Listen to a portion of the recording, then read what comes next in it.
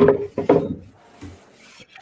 and welcome to Cricbuzz Live. We're coming to you today with the final of the Women's T20 Challenge. I'm Gaurav Kapoor. With me, I got ICC Hall of Famer Lisa Sthalekar joining us from Australia. Lisa, good to see you out in the open. I know. G'day, mate. How's it going? It's so good to be out. That's really strange because I figured that when you were in isolation and when you were in Dubai, you'd never said "G'day, mate" even once. I just thought I'd put it on just a little bit more. G'day, mate. G'day, mate. We've also got the Hall of Famer gamer, Joy Bhattacharya, here with us, right? The one who invented Super Selector 2 decades ago, back in his youth. So that was my late middle age. Now it's my later middle age. And of course, you know me, I'm not in any Hall of Fame. I'm barely allowed into a hall with other human beings once in a while. But here we are. Supernovas versus Trailblazers. That's the final that is being played today in Sharjah. Talking about a round robin, Lisa, this is truly a round robin. 1 beats 2, 2 beats 3, 3 beats 1. And here they are playing the final, aren't they? It's like, I think the only difference, of course, was, you could say either, net run rate always comes into play. This was not a net run rate issue. This was a net time rate issue, right? You made a team play, 20 minutes after they finished one game. Yeah, that's not right. That's not right. I know you've spoken about it, and but please. Yeah, it was. You feel sorry for these players because we've heard already that they've missed so much cricket. They've literally been in their home states, home cities, waiting for the opportunity to play. The India-England series got cancelled. Then the IPL started and they still weren't sure whether this was going to go ahead. So I do commend the organisers for at least getting it up. But then to only have, 2 games that each team plays, they literally do, 8 days in Mumbai, 6 days in Dubai, quarantine, and then they come out and play 2 games and it's done, the round robins. And you can see that poor Velocity, they had to back up after a night game for an afternoon game. And you had just one of those days where things just don't go your way. And unfortunately for them, that meant that they were out. And we've seen also in the men's IPL, players taking a bit of time to get into it, getting the rust, the cobwebs off and being able to play some great cricket. So I feel sorry for them, but like we've heard at the toss, no one knows if they're going to play cricket again anytime soon. So that is a real concern. Yeah, we'll just show you those results again and we'll tell you exactly what we were talking about. The first game, of course, Velocity played that first game against the Supernovas and they beat them. So Velocity beat Supernovas, but then they had to come back the next afternoon. So you finish this game, 11 p.m. perhaps India time, and you're back again to play an afternoon game the next day. And that's when Velocity was 47 all out. And it's something that, the thing is that, Joy, you've been with the team as well. We do a live broadcast and the adrenaline is pumping for the next 2-3 hours, right? Let's not even compare that to playing an actual game, a physical, mental, emotional challenge like that. You don't get to sleep till like 5-6 in the morning and then you've got to get on the bus at like noon. Yeah, absolutely. It's never done to a men's team. In fact, if you see the IPL schedule, schedules used to come to us. If you're traveling the next day and playing the next day, we complain because it's very tough on the teams. Yep. No team will ever take an early flight out. No team will take a flight out before 11 o'clock in the morning because what happens during the IPL is you essentially become nocturnal guys. Now you're expecting these girls to play. Okay, all that adrenaline. They haven't played a match for a long, long time. Here's their first big opportunity. People are going to watch them. And they finish exactly as you said, 2-3 at night. They're going to get up the next morning. And there's not even time. Even pool recovery will not happen. At 11 o'clock, at 12 o'clock at night, you're not even going to recover in the pool. What is even the physio going to do? So, it's ridiculous. Then the problem is, if that has to be the case, then fortunately, unfortunately, it has to be equal for all teams. Now, basically, the Trailblazers has got a gap. Everyone else has got a gap. Basically, the Supernovas have got a gap. It's these people who caught it in the neck. So, it's just a bit of a look. I am exactly with Lisa that I'm really delighted that they're doing this because, when the England tour was cancelled, I wouldn't even say the England tour was cancelled. Suddenly it was not talked about. People stopped talking about it and, players were calling up and saying, what's happening, when's the camp and all that. Oh, no, we'll let you know. Yeah. So after that, the fact that they're doing this is good, but Yeah, it's here's the thing, right? Yes, I know that there's a lot of talk, and that's what sort of upsets me a little bit now, right? Where you're just doing a lot of talk, like, oh, thank God something is happening, but that's just crumbs. I don't think these champion athletes deserve these crumbs. No, and that's, I guess that's my point. And also the fact that for those that are tuning in for the first time watching women's cricket, and that was my point with the blog, don't judge them on this performance. Just put it all in perspective. So, yeah, female players, female athletes have a tendency just to be grateful that they're getting a chance. Now is the time, and based on the fact that India made the 2017 World Cup final for the 50 over, 2020 in March, the T20 World Cup final. They haven't won one yet. So they actually have to go just another level. And the only way that's going to happen is if they have a strong domestic competition. And these matches, the Women's T20 Challenge, we cannot put them in the bundle of this is the Women's IPL. It isn't, because firstly, there's only 3 teams and they only get to play 2 games and they're not associated potentially with a franchise. But more cricket at this level will no doubt help these Indian domestic players. So that when they get to the big stage and they get to finals, it's not that big a deal. They just roll with the punches and they can perform. Let's have a look at what Mithali said after that match, because obviously the captain of Velocity, they had to play 2 games. And she said, as far as playing in the afternoon is concerned, we haven't even got 12 hours to recover from last night's game. So clearly, yes, it has been difficult for the girls to prepare themselves and come back and play the afternoon game after playing last night. And yes, we are talking about, and here's the thing, right? I mean, you see India playing in the final and outclassed, right, in the final that was played in March of 2020. And Joy, I just thought when I looked at it, I was like, well, it's clear, the Women's Big Bash and the lack of a Women's IPL, right? It would help. It would surely help, because the Women's Big Bash has clearly got a lead and they've got daylight now between India's effort with women's cricket and what Australia's done. Yeah. I mean, just look at it. We took the lead in 2008 with the IPL, in creating franchise-based leagues. And my point is that you don't, when we're talking about, okay, let's mix the teams and make them up, it doesn't work that way. Why do you think private franchises work very well?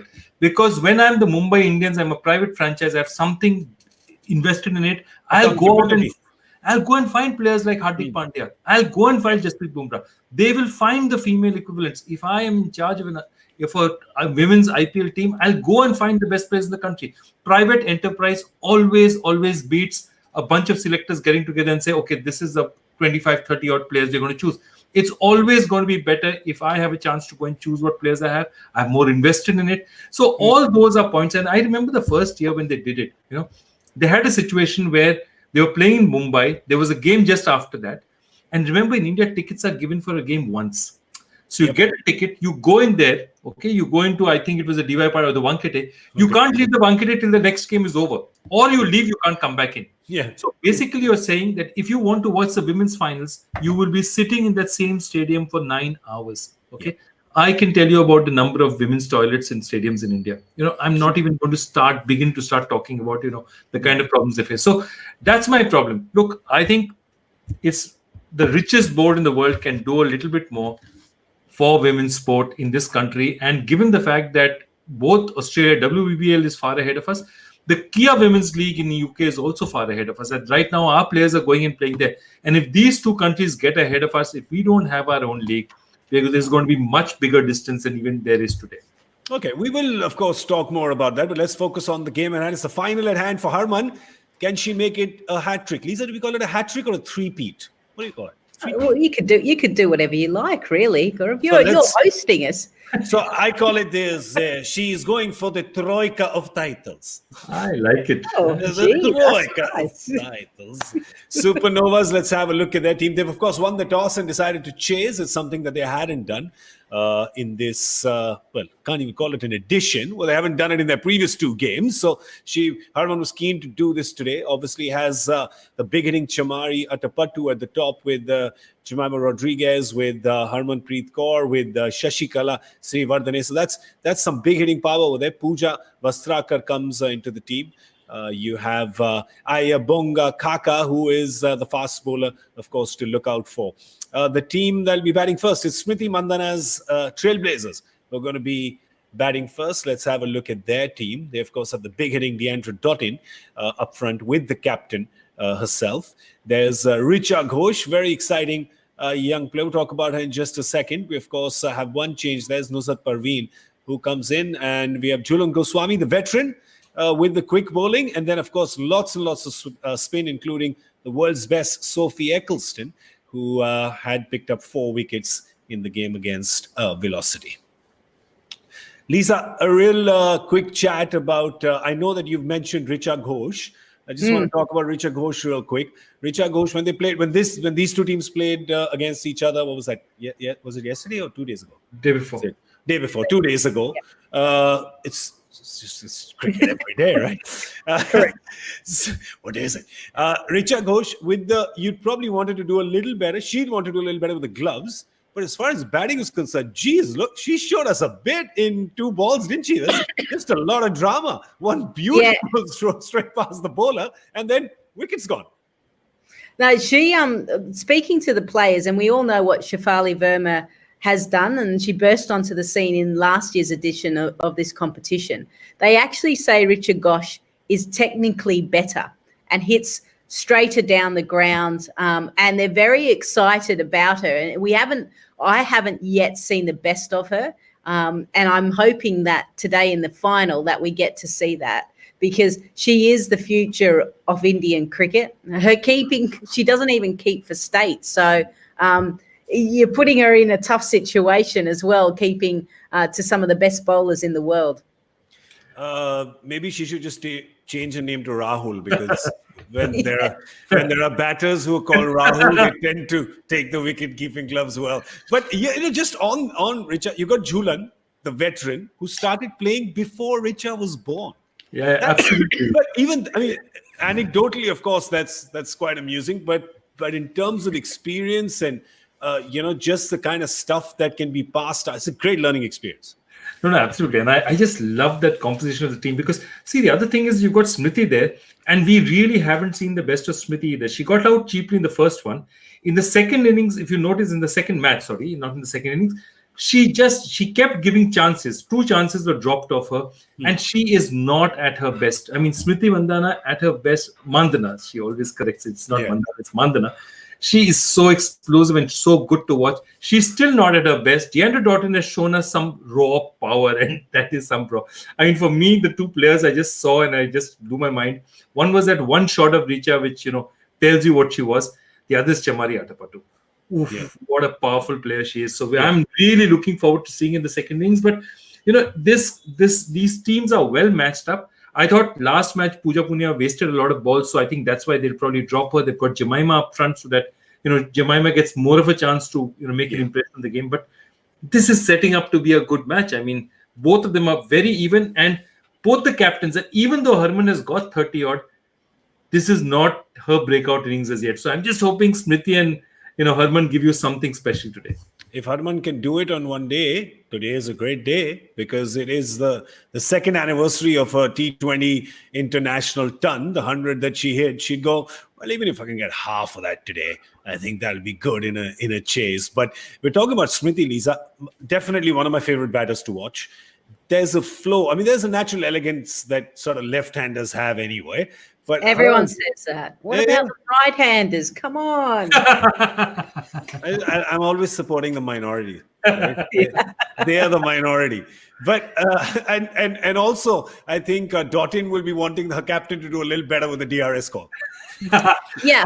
See, and that's the thing. We've got to remember, and I mentioned in my blog, that women's game, they hardly get an opportunity to learn how to do DRS. I know the Australian men's test team took forever to get one right on the field. So they're not the lone soldiers in that sense. But I'd like to think that they're going to spend some time figuring out how to do that, because I actually thought that was one of the reasons why Trailblazers lost against Supernovas in their last match, because Dottin wasn't out. They had a discussion, they decided not to go with the DRS. So that's going to be an issue. But Deandra Dottin, she's exciting, and we've missed her because she's had shoulder surgery and hasn't played a lot of international cricket of late. But when she is on, boy, oh boy, and I've bowled to her, and people still laugh and giggle that it's the ball, it's the biggest six they've ever seen hit off a bowler. And I was like, thanks, I'm glad you guys remember me well. There was, I think, one of the sixes, and we were doing we were comparing the sixes the other, because yesterday there was Shemron Hetmeyer, who was throwing everything, his luggage, his family's luggage, everything in the shot. He got 1 6 that was, I think, 63, and I think Deandra got one that was 69 meters the other day. So, I mean, Deandra can really hit the ball. I think also Deandra at the boundary, the ball kept finding her, but she'd probably want to make sure that her hands are not dewy or greasy, right? Because they looked the other day like they were. But Joy, look at these numbers. We'll just keep these on the screen for just a second. No, absolutely. I mean, Deandra, I think, scored the first T20 international century, and she was actually spectacular. I mean, the way she can accelerate, it's just sheer power. And, she reminds me so much. Again, I mean, these West Indian players, whether they're male or female, their core is so strong that their ability to hit from that particular position, you look at it and you're saying they're jabbing it back and they're whacking it over the bowler's head. So, they give you a very different dimension to the game, And what I love about it is both these, having, say, Smriti, who's all elegance and all stroke play and timing, and Deandra raw power in the other end. Similarly, you'll see, Chamara, I think, is very powerful, this thing. And in between, you have Jemima, who's much less power and much more, placement and timing. And so I think you have all the, ingredients. And that's what they say, When I saw the fielding on the first day, and I remember the first day of the match, I can tell you one thing. The fielding on the first day, when I think the Supernovas were playing the Velocity, the fielding was better, definitely better than the CSK Mumbai Indians first game. I can tell you that the women looked far more compact on the field, far better set on the field. It dropped on the second day because you're expecting teams to play after 12 hours. That's what's going to happen. But otherwise, that first day, I thought they gave a very, very good show.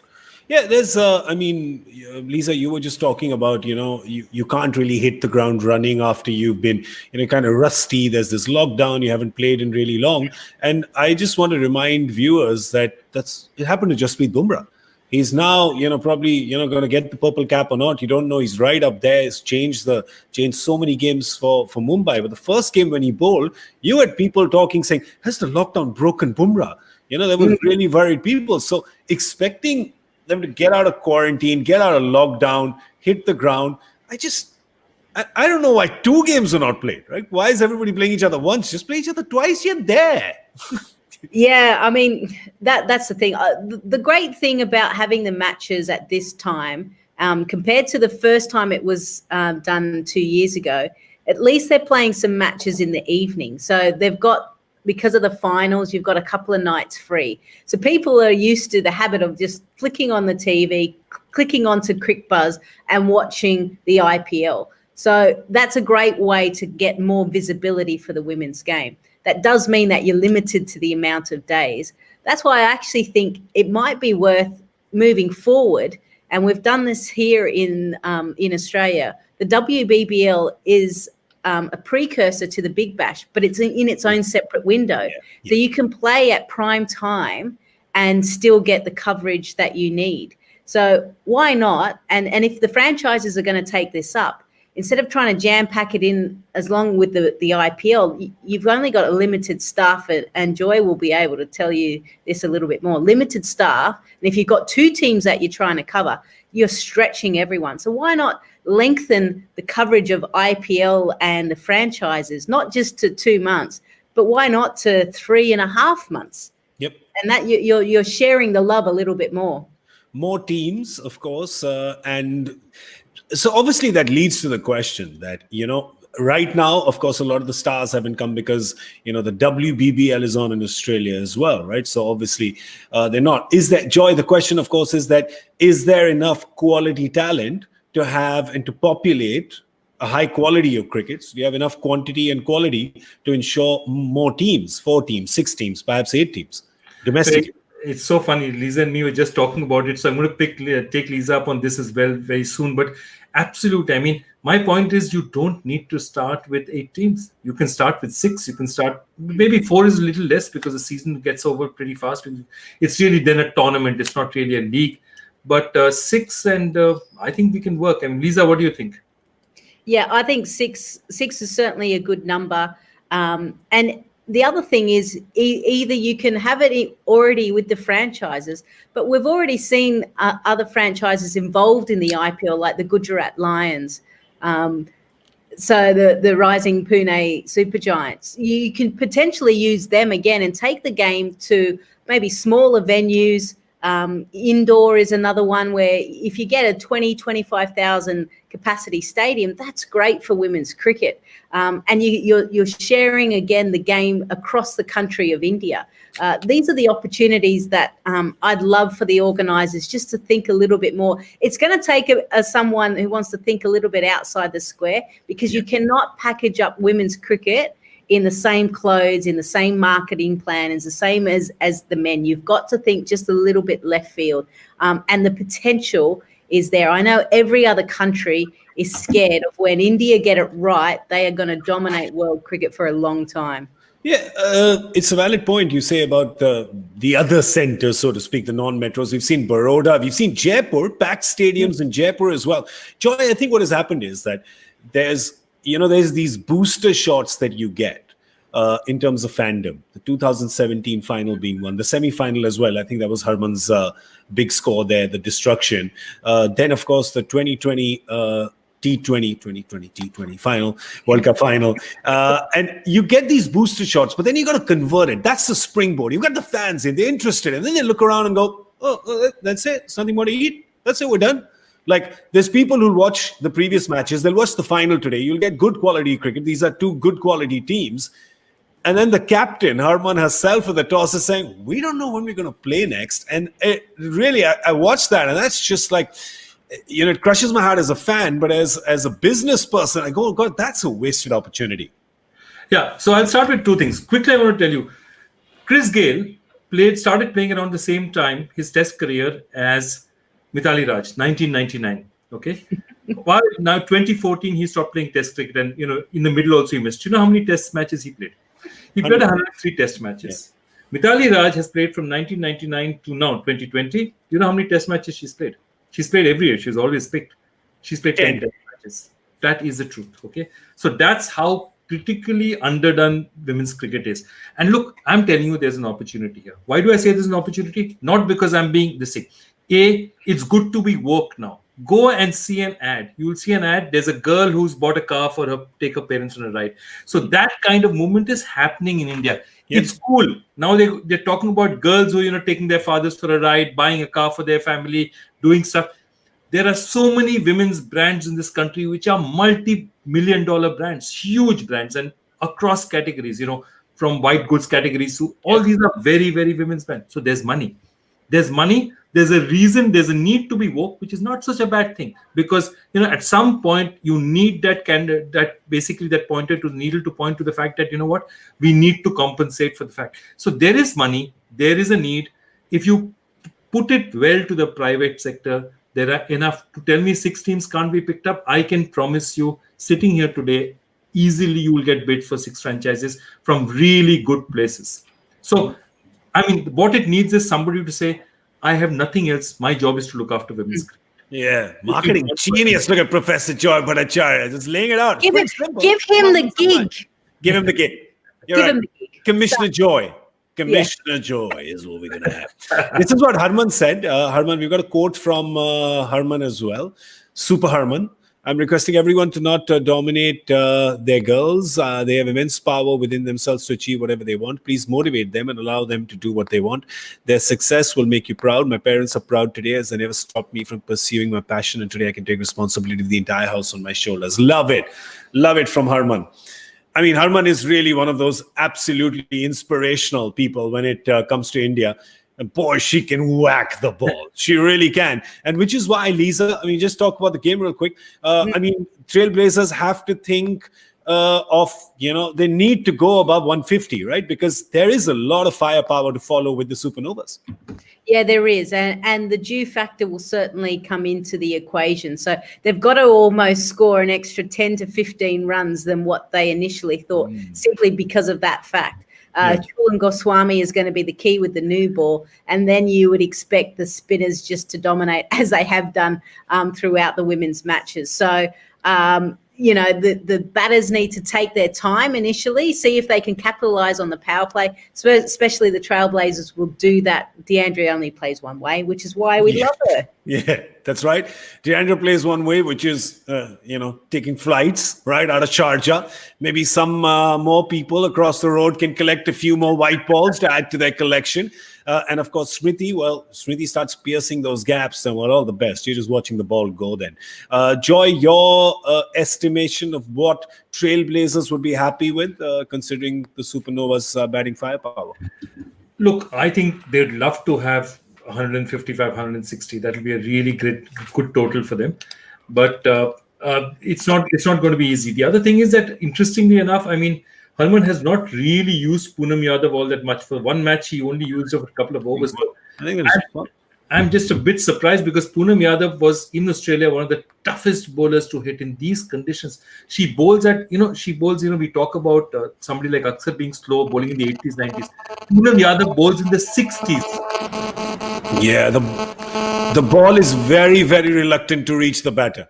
Exactly. And very reluctant. So, I mean, hitting somebody like her in even the smallest ground possible, it's very, very difficult. I mean, Lisa would know much better, but I'm just surprised they haven't used her more. I wouldn't be surprised at all whether she bowls all her overs today. I mean, I definitely think she's one of the guys they'll She has to. She has to. She can't bowl one over, and that's what she did last game. And I was like, huh? What's going on here? Still worked out all right. So, I mean, I think there was... Yeah, it worked out all right. But today, well, that's the thing. You also remember that the game changed because of that one decision, or the ball completely going down leg side for Dottin. Today, trust me, Smriti would have spent some time standing there and figuring out line. Listen, it's not easy, right? I mean, I remember Rohit and Shikhar saying that they have proper meetings in the India team about DRS, about trusting your partner. Yeah. It's a process, right? So it's just a difficult one to get right. But hopefully the umpires will get it right, and you don't need to go to DRS, right? Why are we blaming the players now? Let's have a look at a joy factor question real quick, because we have one. What is it, sir? What is it, good sir? Okay, it's a fun one. I took his name already. In what exactly? That's what I was thinking. I said, where Rahul Dravid is always involved. In what way was Rahul Dravid involved in an Indian women's cricket record set in 2013? Geez, I mean, did the wicket keeper then change her name to Rahul, as I suggested earlier today? This is all a time warp. I said this question before because I knew you would say that, and all this is happening. There are things happening here. It's ground. We are going back to 2013 again. I can see the past in the future. That doesn't even make any sense. It's like Schrodinger's cat all over again. All right, we're going to do our little. We're still going to do a little badge of honor. We do a little prediction. Trailblazers batting first. You've got Smriti and Dottin, of course, and lots of batting there to follow as well. Some exciting young talent. What's it going to be? I am saying 155. Wow, you went first. That's quickly just grab the territory. It's like didn't he? I'm going to think a little bit more positively. 162. 162. Okay, I'm going to low ball 144. 144. Jeez. Mine's very hopeful. Mine's very practical. Joy's obviously supporting Harman for a hat trick. Yes. Very simple. Not you guys all. Here's the thing. This year, for men's and women's, I'm just cheering for a new winner, right? So I'm cheering Trailblazers today, and I'm cheering Delhi tomorrow. So we need a new winner. We need new hands on that trophy. All right. Well, we're gonna sign off now.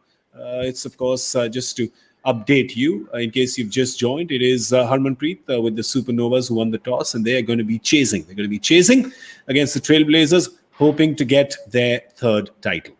Well, we're going to come back at the end of the 10th over with the Cricbuzz Combox, give you a little update of the Trailblazers' batting effort at that point in time.